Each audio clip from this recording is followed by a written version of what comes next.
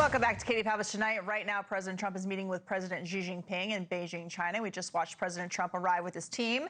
They're meeting right now, and we'll bring you updates when we have them. But much like China, Cuba has been suffering under a communist regime for decades, causing its people to go hungry and to live in squalor.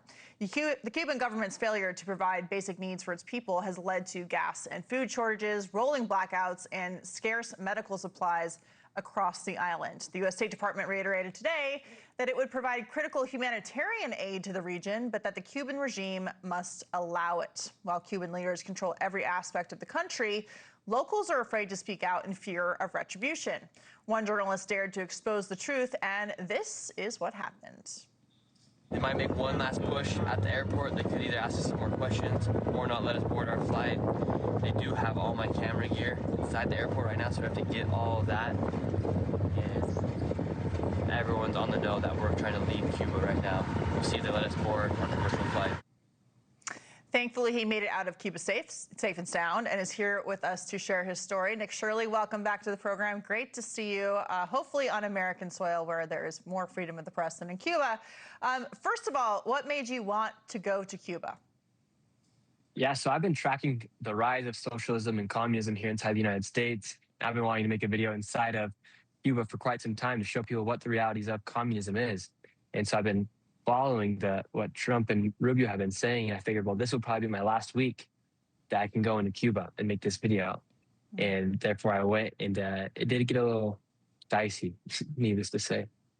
Yeah, tell me about that. Tell me what dicey means. You were there for about 24 hours because you and your team started being followed by security, questioned at your hotel. What made you pick up on the fact that this was a serious situation that you needed to get out of? Yeah, so as soon as we arrived, they took all my camera gear. I only brought 2 GoPros, a few microphones, my meta glasses. They let me keep my iPhone, and I had a small microphone hidden in the bottom of my backpack. And then as soon as we started going out and filming, we kept noticing people coming up just randomly. And my security's like, oh, they're spies. And then later in the evening, we went to go film another interview, and this lady started filming us, and she went back to a man who was following us earlier. And my security says, okay, well, Nick, we need to get you out of Cuba right now because they're on to us. So we're going to plan our way out. And we made up a plan to leave the hotel at about 4 a.m. And we get downstairs to leave the hotel, and they're not letting us leave. And we get down to go get a taxi, and they say, hey, wait, someone's here.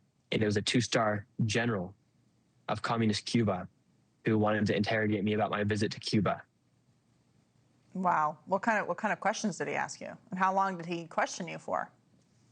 So he's asking me questions for about 10 to 15 minutes about the purpose of my trip, what kind of questions I was asking, and why I'm leaving early. And he eventually said, okay, you're good to go. And then they said a taxi would be ready for us to take us to the airport. There was no taxi. And we waited for a few minutes, and we figured, okay, this might be a setup. So we then set on foot in the middle of the morning in Havana, Cuba, and we found a tricycle that goes about 10 miles per hour to take us to the airport. And from the airport, we even got cornered once again. My security got cornered when they took me down to go get my camera gear. And they said that the president of Cuba even knew I was there. Wow. Wow. So I know that you were there trying to document the horrors of communism. You weren't there for very long. Did you get an opportunity to speak with locals about their living conditions, or did you not get enough time? Yeah, I was able to speak with people, and it was the first time ever that someone has gone, like myself, to go and ask people about the current situation. We've seen tourists go and make YouTube videos about the streets of Havana with cars from the 1950s, but nobody's actually talked to the Cuban people about life underneath communism. And there's a reason why. And I proved what that reason is. They don't want it to be seen. In fact, they might just send a 2-star general to your hotel to interrogate you as you try to escape. But I've been told by the left and professors all over the country that Cuba is an example of how the United States should be. So what exactly don't they want Americans to see? Well, obviously, underneath communism, a lot of these kids and these college students that want communism, they think that it makes everything equal, yet they forget the fact that it takes away your freedom of speech. In fact, if they wanted to protest, that would then become criminal inside a communist country. And so these people have this false imagination of what communism really is.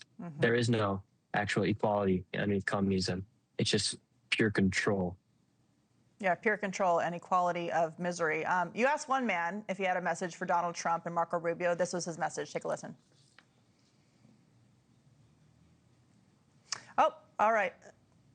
All right, I think we don't have the sound, but you did ask someone about President Trump and Marco Rubio, what they wanted to say to them. What did he say to you about that?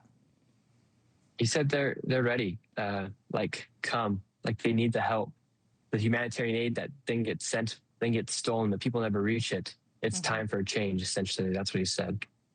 Yeah, and you mentioned those people who go to Havana and they film themselves with the cars from the 50s and think it's so great, while the food that's being served in the hotels for the tourists is stolen from the population. That's part of it that you don't see. Nick Shirley, thanks for joining us tonight, and we are very happy you are back safe and sound and appreciative that you're trying to show the truth about communist Cuba. Thank you so much. Thank you for watching. Subscribe below and download our NewsNation app right now on your phone, and you will get fact-based, unbiased news for all Americans.